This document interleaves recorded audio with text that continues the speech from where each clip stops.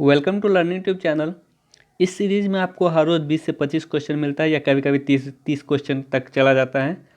इसमें जो क्वेश्चन का लेवल आता है कुछ इजी रहता है, कुछ मॉडरेट रहता है और कुछ डिफ़िकल्ट टाइप से क्वेश्चन आता है। तो अगर आप इस सीरीज़ को रेगुलर वे में फॉलो करते हैं तो यकीन मानिए आपका जो मैथ का प्रिपरेशन होगा वो वीक नहीं होगा। तो चलिए आज का सेशन में देखते हैं क्वेश्चन क्या है। पहला क्वेश्चन है, एक समबाहु त्रिभुज की भुजा 7 सेंटीमीटर है, उसमें बड़े कोण की माप क्या होगा। तो यानी समबाहु त्रिभुज का भुजा कितना भी बड़ा हो या कितना भी छोटा हो, इसका तीनों कोणों का जो माप होता है वो 60 डिग्री होता है। यानी समबाहु त्रिभुज में तीनों भुजा और तीनों कोण बराबर होता है और तीनों कोण कितना डिग्री का होता है, 60 डिग्री का होता है। तो अगर उसमें बड़ा कोण पूछे, छोटा कोण पूछे या मध्यम कोण पूछे, तीनों कोण 60 डिग्री का होता है। तो जो इसका आंसर होगा वो 60 डिग्री हो जाएगा। 27 नंबर देखते हैं। एक आयताकार प्लॉट की लंबाई उसकी चौड़ाई से 3 गुनी है। यानी लंबाई जो है वो चौड़ाई से 3 गुनी है। अगर हम चौड़ाई को x मानेंगे तो लंबाई उसका 3 गुना 3x हो जाएगा, ठीक है। और उसका क्षेत्रफल 9408 वर्ग मीटर है। यानी आयत का क्षेत्रफल क्या होता है, लंबाई गुने चौड़ाई, यानी 3x गुने x बराबर 4908। तो x बराबर 3x स्क्वायर बराबर, यानी x स्क्वायर अगर हम रखेंगे तो ये 3 से काटेंगे तो कितना आ जाएगा, 3136, यानी 3136 आ जाएगा। अगर हम इसको 3 से काटेंगे तो x बराबर कितना आ जाएगा, 3136 किसका अंदर रूट होता है,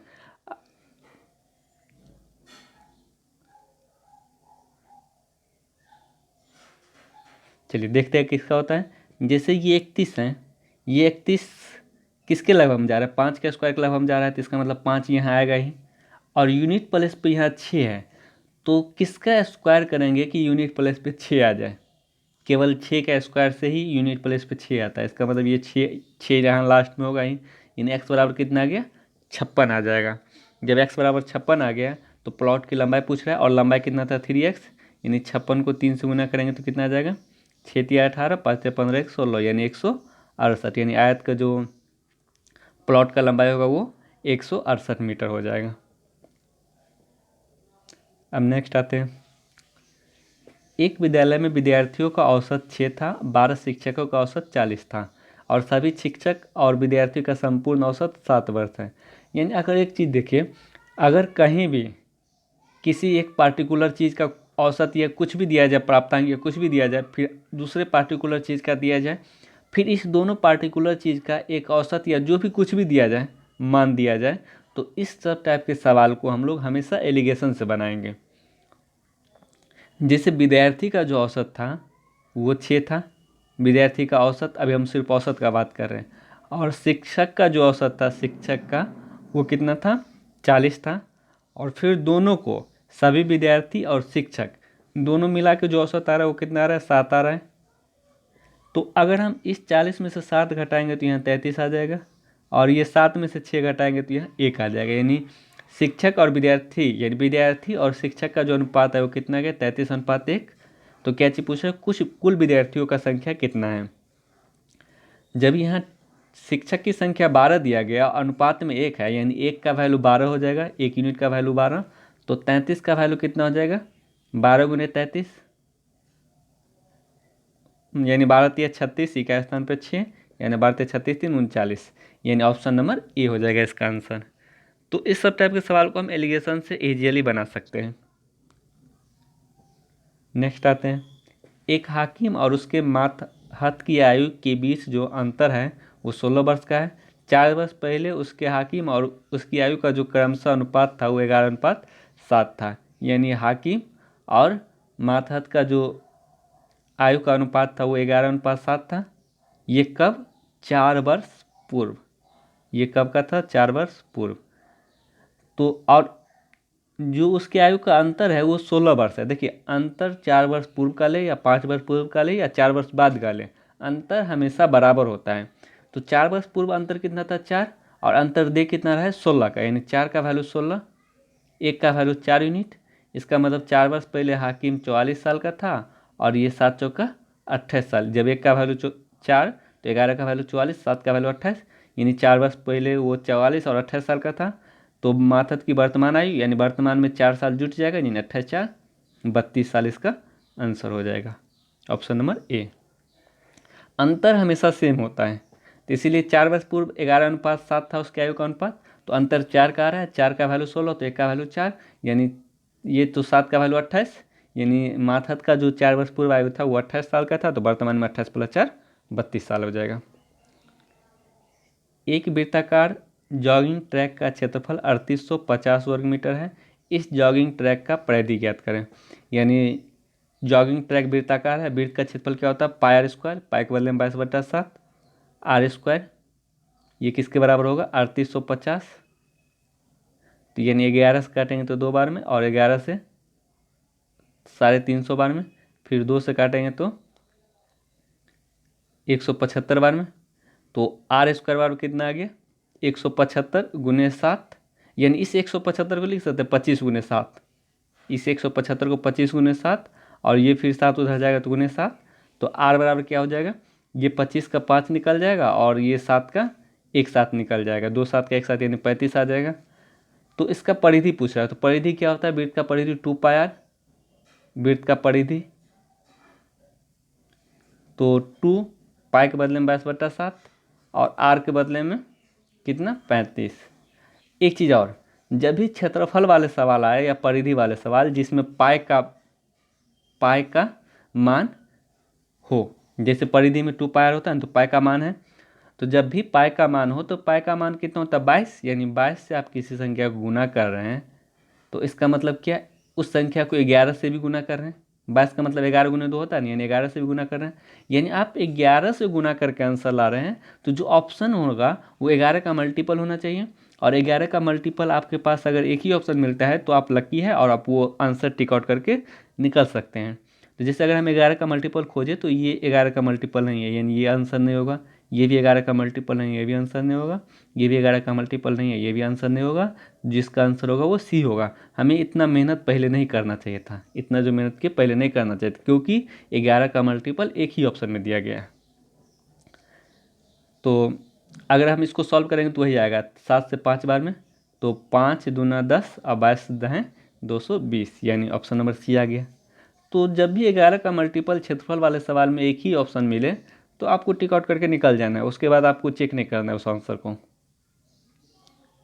नेक्स्ट आते हैं, यदि एक व्यक्ति 16% चक्रवृद्धि ब्याज की दर पे 7500 रुपये उधार लेता है, 2 वर्ष की समाप्ति के बाद उसे कितनी रकम देनी पड़ेगी, यानी कितनी रकम देनी पड़ेगी, अमाउंट निकालना है। तो अमाउंट बराबर आपको पता ही होगा P × 1 + R/100 की पावर T, यानी P कितना दिया गया 7500 गुने, एक मिनट, P दिया गया 7500 गुने 1 + R/100 करेंगे, यानी 1 + 16/100 यानी 116/100, 2 बार टाइम 2 बार है तो 116/100, इतना तो हम लोग कर ही सकते हैं। तो ये 00 से 00 कट जाएगा, 25 × 75 और 25 से 4 बार में, यहाँ 3 था, अब ये 4 से कितना बार में कटेगा 29 बार में कटेगा। तो अब आपको क्या करना है कि यहाँ पे जो है कैलकुलेशन नहीं करना है, ये नहीं कि आप 3 × 116 × 29 करेंगे, ऐसा नहीं करना, ऐसा करने पे बहुत टाइम लग जाएगा। अब यहाँ ऑप्शन देखेंगे, ये 9900 ऑप्शन नहीं होगा क्योंकि यूनिट प्लेस पे कहीं भी जीरो आने का कोई संभावना ही नहीं है, यानी यूनिट प्लेस पे कितना आएगा 6 × 18, अगर यूनिट प्लेस निकालेंगे तो 3 × 116 यानी 6 × 18, फिर यहाँ 8 है, 8 × 9 = 72, यानी यूनिट प्लेस पे 2 आएगा, तो ये दोनों ऑप्शन खत्म हो गया, ए और सी। अब देखिए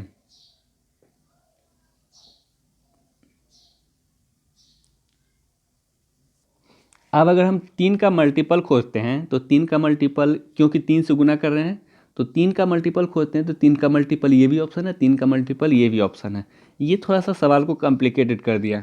तो यहाँ पे क्या करना है कि डिजिटल सम का कॉन्सेप्ट यूज कर, डिजिटल सम का कॉन्सेप्ट कैसे यूज करेंगे वो देख लेते हैं। डिजिटल सम का कॉन्सेप्ट यूज करने के लिए इस पर हम एक स्पेशल वीडियो बनाएंगे, लेकिन पहले अभी देख लेते हैं, शॉर्टकट पे समझ लेते हैं। यहाँ 3 है, 3 गुने, अगर हम इसको जोड़ें तो 6 1 7 1 8, यानी इसका जो सम हो रहा है वो 8 हो रहा है।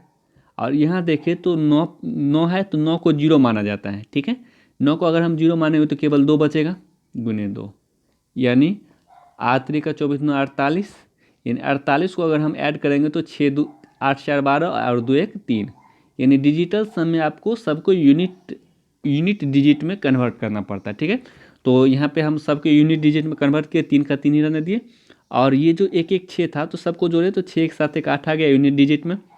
29 में हम 9 को 0 बना देते हैं तो 2 बच गया, केवल 2 हो गए। अब हम अगर इसको गुना करते हो तो 24 48 हो गए। 48 में 2 डिजिट का आ गया, जबकि हमको सबको यूनिट डिजिट बनाना पड़ता है। तो 8 4 12 हो जाएगा, इस दोनों को जोड़ेंगे। 12 में भी 2 डिजिट आए तो 2 1 3, यानी यूनिट डिजिट कितना बन गया, 3 बन गया। अब हम इस दोनों ऑप्शन में देखेंगे कि यूनिट डिजिट 3 कहाँ पे बन रहा है। तो अगर हम ऑप्शन नंबर डी लेते हैं तो 11 0 52 है।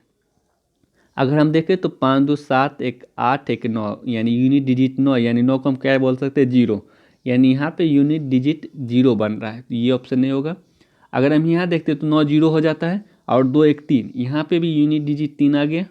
अगर हम सबको यूनिट डिजिट में कन्वर्ट करें तो यानी इकाई डिजिट में, तो यहाँ भी 3 आ गया, तो इसका आंसर बी होगा।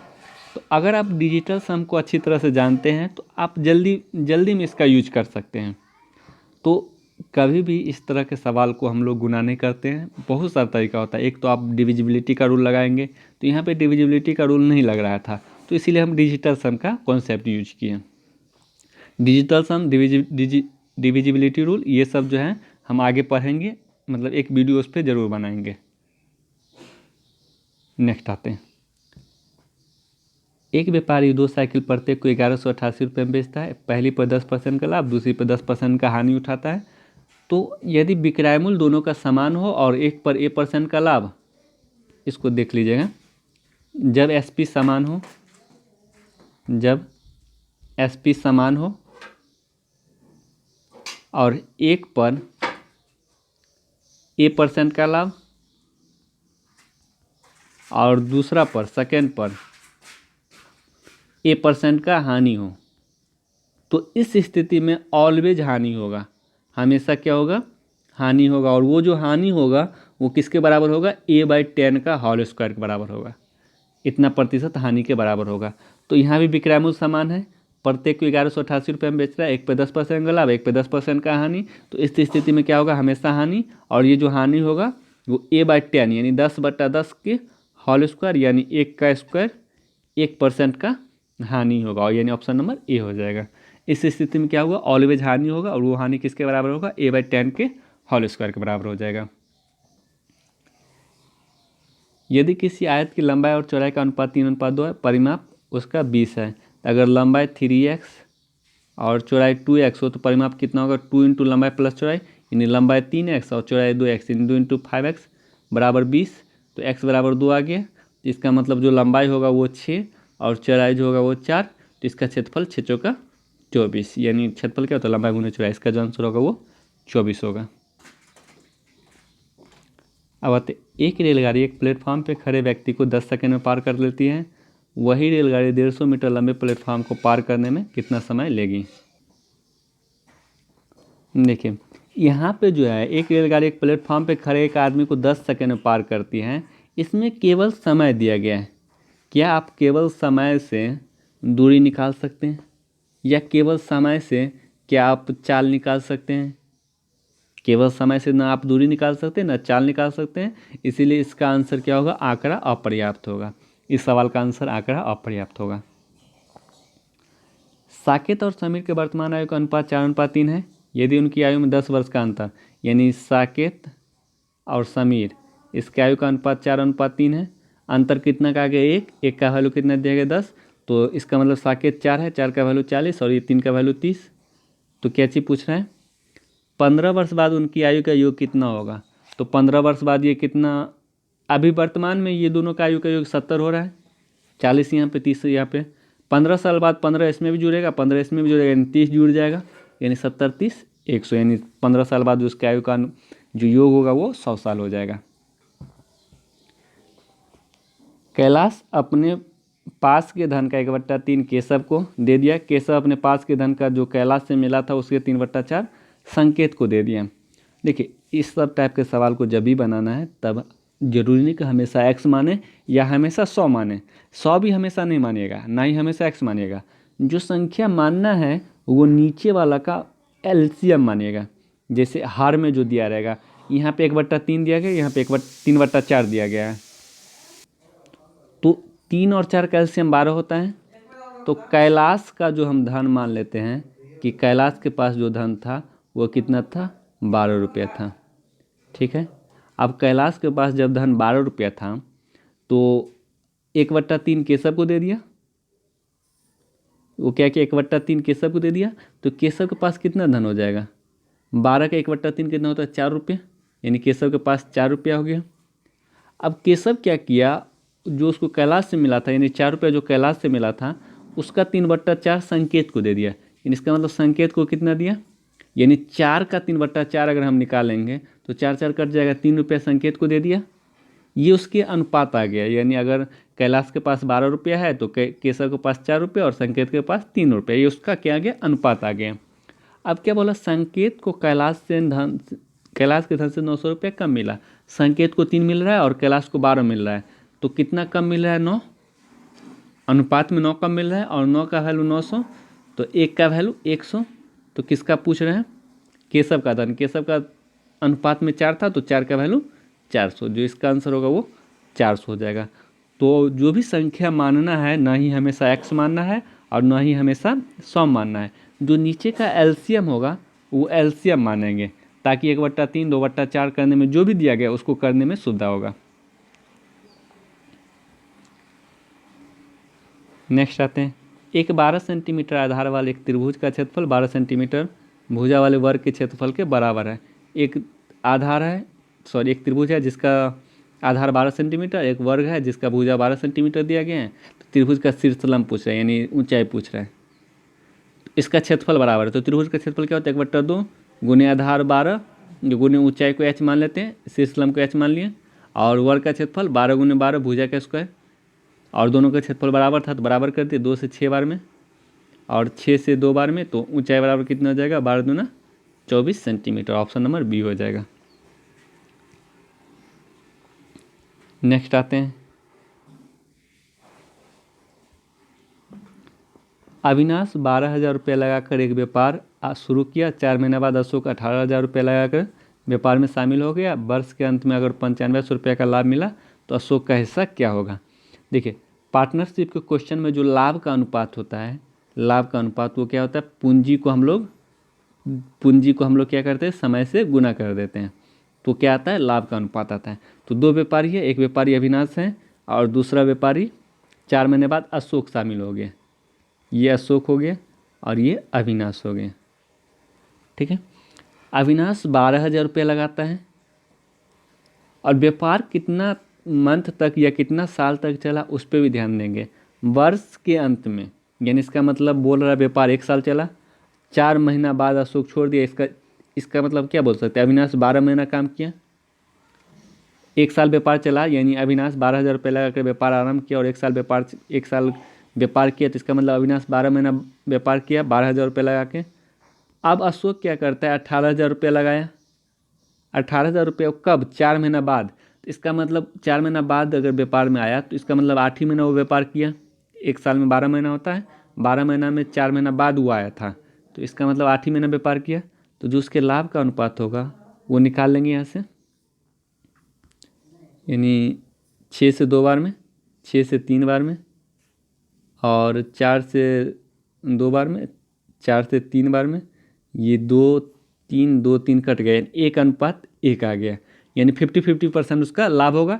यानी 9500 में 9500 का आधा कितना होता है, 4750, यानी अशोक को भी 4750 मिलेगा और अविनाश को भी 4750 मिलेगा, क्योंकि उसका अनुपात बराबर आ गया। तो इसका जो आंसर होगा इनमें से कोई नहीं, ऑप्शन नंबर डी 3950 इसका आंसर होगा।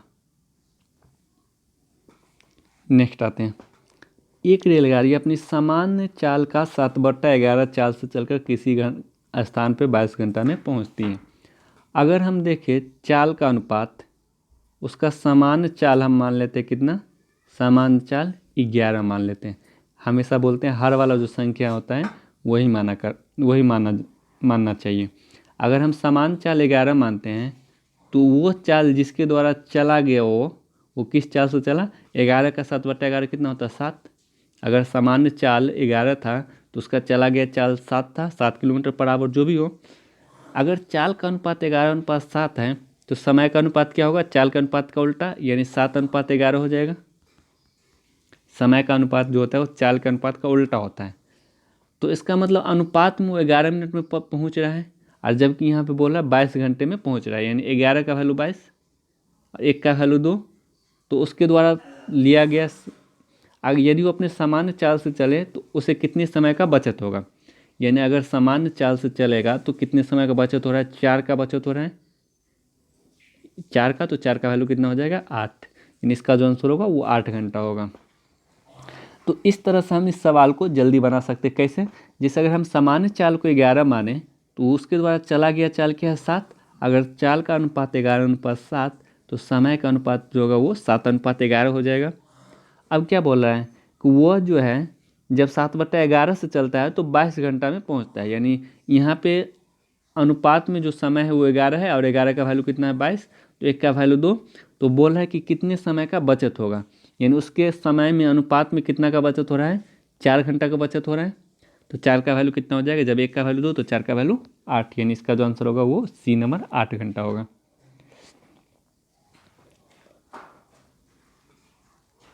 41, 150 मीटर लंबी रेलगाड़ी एक 500 मीटर लंबे पुल को 30 सेकंड में पार कर लेता है। देखिए यहाँ से चाल हम निकाल सकते हैं, क्योंकि दूरी भी दिया गया है और टाइम भी दिया गया, तो यहाँ हम चाल निकाल सकते हैं। तो चाल बराबर दूरी बटा समय। तो दूरी, अगर कोई रेलगाड़ी पुल को पार कर रही है तो अपनी भी लंबाई पार करेगी, साथ साथ पुल की लंबाई भी पार करेगी। टोटल यहाँ पे 500 है और यहाँ पे 150 है, तो टोटल इसका मतलब 650 मीटर, 650 मीटर पार करेगी कितना सेकंड में? 30 सेकंड। तो उसका चाल आ गया, ये चाल आ गया 65/3। अब क्या बोला? अगर 370 मीटर लंबे प्लेटफॉर्म को पार करने में कितना समय लगेगा, यानी टाइम निकालना है 370 मीटर लंबे प्लेटफॉर्म को पार करने में। तो टाइम बराबर डिस्टेंस बाय स्पीड, और डिस्टेंस कितना हो जाएगा? 370 मीटर लंबे प्लेटफॉर्म को भी पार करेगी और साथ ही साथ 150 मीटर खुद की लंबाई पार करेगी। तो जो टोटल लंबाई आएगा 300, 150 अब प्लस 370, यानी 520 आ जाएगा। 520 टोटल लंबाई आ गया, बट्टा जो चाल दिया गया वो 65/3, और ये 3 कट के ऊपर चला जाएगा। तो 13 से कितना बार में कटेगा? 13 से ये 5 बार में, और 13 से 40 बार में, तो 5 से 8 बार में, यानी आखिरी का 24 सेकेंड उसको लगेगा। नेक्स्ट आते हैं, अनिकेत को गणित और विज्ञान में मिला के जो अंक मिले उसका योग अंग्रेजी के अंकों से 100 ज़्यादा है। यानी मैथ और साइंस में जो अंक मिला, एक मिनट, मैथ और साइंस में जो अंक मिला वो इंग्लिश के जो अंक से 100 क्या था? ज़्यादा था। दोनों मिला के जो इंग्लिश के अंक से 100 ज़्यादा था। अब क्या बोला? यदि तीनों विषय का औसत अगर 60 है, यानी मैथ और साइंस और इंग्लिश ये तीनों का औसत अगर 60 है तो टोटल योग कितना हो जाएगा? 180। टोटल 60 है तो उसको 3 से गुना करेंगे, 3 सब्जेक्ट है तो टोटल योग 180 आ जाएगा। तो अंग्रेजी में कितने अंक मिले? यानी हम इस दोनों के बदले में, मैथ प्लस साइंस के बदले में, ये मैथ प्लस साइंस के बदले में यहाँ पे इंग्लिश प्लस 10 लिख सकते हैं, ई प्लस 100 लिख सकते हैं ना, प्लस ई, यानी ई मतलब अंग्रेजी बराबर 180, यानी 2e बराबर कितना हो जाएगा? ये 100 उधर जाएगा तो 80, यानी ई बराबर कितना हो जाएगा? 40। यानी इंग्लिश में कितना मिला? 40 मिला उसको। अगर यही पूछ देता कि मैथ में कितना मिला, तब आंकड़ा अपर्याप्त हो जाएगा, क्योंकि मैथ और साइंस कंबाइंड रूप से दिया गया है। अगर उसको इंग्लिश में 40 मिला तो मैथ और साइंस में कंबाइंड रूप से उसको 140 आ जाएगा। लेकिन बाकी और कोई इक्वेशन है ही नहीं कि हम उसको डिस्ट्रीब्यूट कर सकें, यानी दोनों मैथ और साइंस में डिस्ट्रीब्यूट कर सकें। इसीलिए अगर या तो मैथ का या फिर साइंस का, ये दोनों का स्कोर पूछता, तब इसका जो होगा आंसर आंकड़ा अपर्याप्त होगा। लेकिन इंग्लिश का स्कोर निकल जाएगा आपका। इंग्लिश का स्कोर कितना आ गया? 40 आ गया। नेक्स्ट आते हैं, ये सवाल एसएससी में बहुत बार पूछा गया है, बहुत बार, मतलब 2016 या 17 में पूछा गया था। हर एक शिफ्ट में आपको क्वेश्चन मिल जाएगा। 2017 के हर एक शिफ्ट में, यानी लगभग 2 शिफ्ट में, एक शिफ्ट में ये क्वेश्चन जरूर आता था। इसमें देखते हैं, एक परीक्षा में उत्तीर्ण होने वाले की संख्या अनुत्तीर्ण होने वाले की संख्या से 4 गुना थी। यानी उत्तीर्ण और अनुत्तीर्ण, अनुत्तीर्ण का संख्या से 4 गुना था। तो अगर हम अनुत्तीर्ण को x मानेंगे तो उत्तीर्ण कितना हो जाएगा 4x। उत्तीर्ण और अनुत्तीर्ण का अनुपात निकालेंगे। यदि 35 परीक्षार्थी कम होते हैं, अब देखिए यहाँ हम 35 परीक्षार्थी कम होते हैं तो हम क्या कर सकते हैं, 4x में घटाएंगे 35 या x में घटाएंगे, नहीं घटा सकते। तो अगर हम यहाँ पे टोटल स्टूडेंट निकालेंगे, टोटल छात्र या परीक्षार्थी, तो कितना हो जाएगा 4x उत्तीर्ण हुआ, x अनुत्तीर्ण हुआ, तो इसका मतलब टोटल छात्र कितना हो जाएगा 5x। अब क्या बोले, यदि परीक्षार्थी में 35 कम होते हैं यानी 5x में 35 कम होता, ये किसका है, परीक्षार्थी का है, ठीक है। और अनुत्तीर्ण में 9 अधिक होता है, यानी अनुत्तीर्ण पहले x था, अब कितना हो जाता 9 अधिक होता। तब जो उत्तीर्ण और अनुत्तीर्ण का अनुपात होता तब 2:1 होता। तब जो उत्तीर्ण और अनुत्तीर्ण का अनुपात 2:1 होता, यानी तब हम उत्तीर्ण और अनुत्तीर्ण का अनुपात 2:1 क्या हम लिख सकते हैं, यहाँ पे ये नहीं लिख सकते। उत्तीर्ण और अनुत्तीर्ण का अनुपात क्या होता, उत्तीर्ण और अनुत्तीर्ण ये 2:1 होता। जब हम ऊपर में, यहाँ पे ऊपर में जब हम टोटल परीक्षार्थी लिखा है तो हम इसके सामने उत्तीर्ण छात्र को कैसे दे सकते हैं। अगर हम यहाँ ऊपर में टोटल परीक्षार्थी लिखे हैं तो उसके सामने भी हम टोटल, यहाँ भी टोटल परीक्षार्थी लिखेंगे। तो बाद में जो है उत्तीर्ण अनुत्तीर्ण का अनुपात 2:1 होता तो टोटल परीक्षार्थी कितना हो जाता 3। और यहाँ नीचे जब हम अनुत्तीर्ण लिखे हैं, यहाँ पे बोला 9 अधिक अनुत्तीर्ण होता है, ये अनुत्तीर्ण जब हम लिखे हैं तो नीचे भी अनुत्तीर्ण लिखेंगे और अनुत्तीर्ण कितना आ जा रहा है 1 आ जा रहा है, तो 3/1। अब हम यहाँ से कैलकुलेशन करके x का वैल्यू निकालेंगे। टोटल परीक्षार्थी के सामने टोटल परीक्षार्थी लिखेंगे, अनुत्तीर्ण के सामने अनुत्तीर्ण को लिखेंगे, तो बाद में जो उत्तीर्ण अनुत्तीर्ण का अनुपात होता है 2:1 होता है। इसका मतलब टोटल परीक्षार्थी कितना आ जाता है, अनुपात में 3 आ जाता, जिसमें से 1 अनुत्तीर्ण आता है, तो अनुत्तीर्ण को 1 नीचे लिखेंगे। तो यहाँ से हम कैलकुलेशन करके, यानी 5x - 35 बराबर 3x + 27, तो 2x बराबर कितना हो जाएगा 62, तो x बराबर कितना हो जाएगा 31।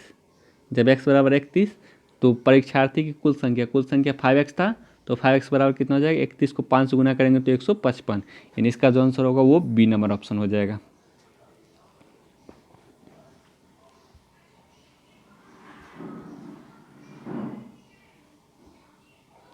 नेक्स्ट आते हैं, यदि 10 लड़की का औसत 14 वर्ष है, 12 लड़के का औसत 16 वर्ष है, इसमें इन 12 में से 6 लड़के उन 10 लड़कियों के साथ शामिल हो जाते हैं तो उनका जो औसत है वो 14.5 वर्ष हो जाती है। अगर 10 लड़के का औसत आयु 14 है तो 10 गर्ल का जो है टोटल आयु कितना हो जाएगा 140। अगर 12 लड़की का, इन 12 लड़का है यानी 12 बॉय का अगर औसत अगर 16 है तो टोटल आयु कितना हो जाएगा 12 × 16, यानी 16 दूना 32, 192, टोटल 192 आयु हो जाएगा, 192 आ जाएगा। तो यहाँ से 10 गर्ल + 12 बॉय, इस सब का टोटल आयु कितना आ जाएगा 140 और 192 332 आ जाएगा। 10 गर्ल और 12 बॉय का जो टोटल आयु आएगा वो 332 आ जाएगा। अब क्या बोल रहा है सवाल में कि अगर 6 लड़के उन 10 लड़कियों के साथ शामिल हो जाए, यानी 10 लड़की के साथ अगर 6 लड़का 6 बॉय शामिल हो जाए, यानी टोटल तब 18 व्यक्ति हो जाएगा।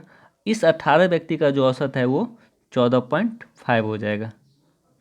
इस 18 व्यक्ति का जो औसत आयु 14.5 हो जाएगा, तो टोटल आयु कितना हो जाएगा 18 × 5 = 90 और 9 18 × 72 9 72 9 नहीं, यहाँ पे टोटल 16 व्यक्ति होगा ना, 18 नहीं 16 व्यक्ति होगा। तो 16 व्यक्ति का जो टोटल आयु है वो कितना हो जाएगा 14.5। तो औसत 14.5 था, टोटल निकालने के लिए गुना करना पड़ेगा। तो 16 × 5 = 80 8 और 16 × 64 8 72 7 और 16 7 23, यानी 232 किसका आएगा 10 लड़की और 6 लड़का का टोटल आयु 232 आ जाएगा। तो शेष 6 लड़का जो बचा उसका आयु ज्ञात करना है। अगर इस 10 लड़की या 12 लड़का में से अगर हम 10 लड़की और 6 लड़का को घटा देंगे तो 6 बॉय का टोटल आयु आ जाएगा, 6 बॉय का टोटल आयु आ जाएगा। और ये 6 बॉय का टोटल आयु कितना होगा, 332 में से अगर हम 232 घटाएंगे तो 106 लड़का का टोटल आयु 100, तो जो औसत होगा वो कितना हो जाएगा 100/6, यानी 50/3, 16.2/3, यानी इसका जो आंसर होगा वो 16.2/3 ऑप्शन नंबर ए हो जाएगा। अब नेक्स्ट सवाल देखते हैं। यदि किसी राशि पर 4% की दर से 2 वर्ष का चक्रवृद्धि ब्याज 102 है तो समान दर पे 2 वर्ष का साधारण ब्याज कितना है। अगर आप इस सीरीज को फॉलो करते होंगे तो वहाँ पे आपको बताया गया होगा कि 2 वर्ष का चक्रवृद्धि ब्याज निकालने के लिए, जैसे अगर ए% की दर से 2 ईयर का CI निकालने के लिए हम लोग क्या करते हैं, डायरेक्ट CI ए प्लस ए गुने A/100, ये फार्मूला से हम 2 वर्ष का चक्रवृद्धि ब्याज सीधा डायरेक्ट निकालते हैं जब 2 ईयर का CI निकालना हो। तो यहाँ पे रेट 4% दिया गया है और टाइम 2 ईयर दिया गया है, तो 4% की दर से 2 ईयर का जो CI होगा वो कितना हो जाएगा, 4 + 4 गुने 4/100, यानी 4×4 8.16%, यानी जो 4% की दर से 2 ईयर का CI जो होगा 8.16%। जब 8.16% का वैल्यू कितना दिया गया 102, तो 1% का वैल्यू कितना हो जाएगा 102/8.16। तो क्या पूछ रहा है, समान दर पर 2 वर्ष का साधारण ब्याज कितना होगा। अगर यही 4% की दर से 2 ईयर का ऐसा निकालना हो साधारण ब्याज, तो कुछ नहीं करना है, डायरेक्ट दर को समय से गुना कर देना है, तो 4 दूना 8% हो जाएगा। साधारण ब्याज निकालने के लिए कुछ नहीं करते, यानी दर को समय से गुना कर देते हैं, जितना प्रतिशत आता है वही प्रतिशत ब्याज हो जाता है।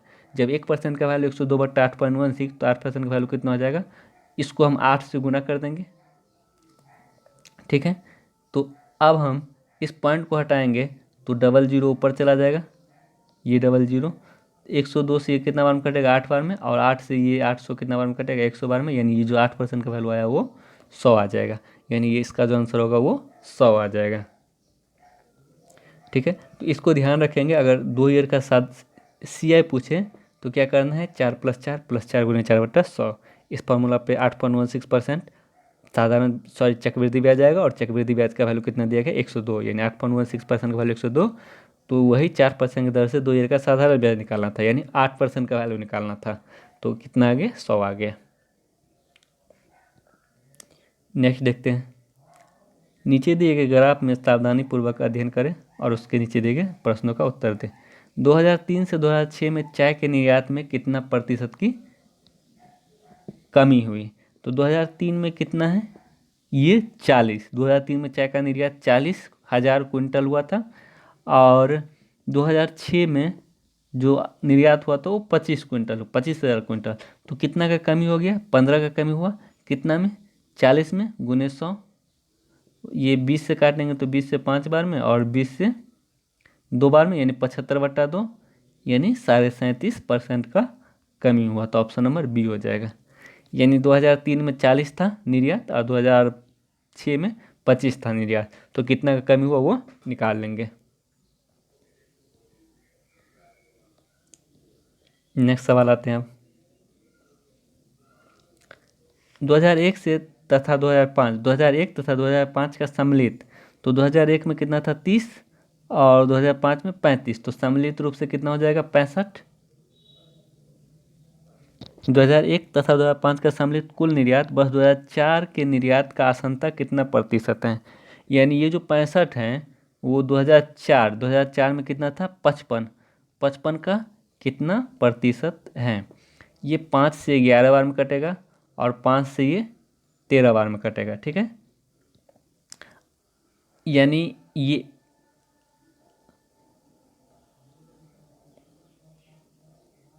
अब देखते हैं, अगर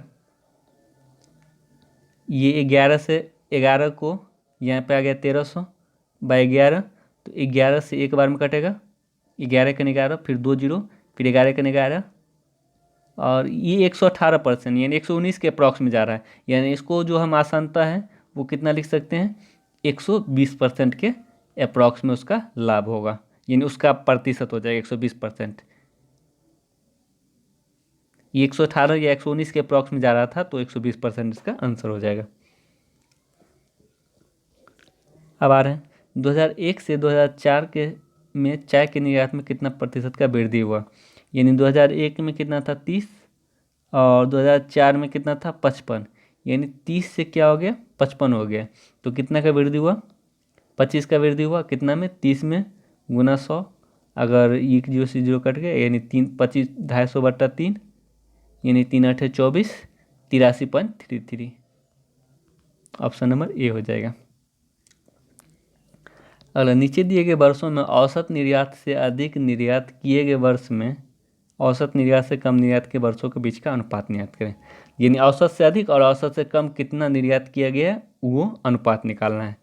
तो सबसे पहले क्या करते हैं, इसका औसत निकालते हैं। यहाँ पे 20 है, डायरेक्ट अनुपात निकाल लेते हैं। तो 20 30 50, 40 90, 90 यहाँ पे हो गया, और ये हो जाएगा 35, और 25 कितना हो जाएगा 60, और फिर यहाँ बच गया 55 और 15 70।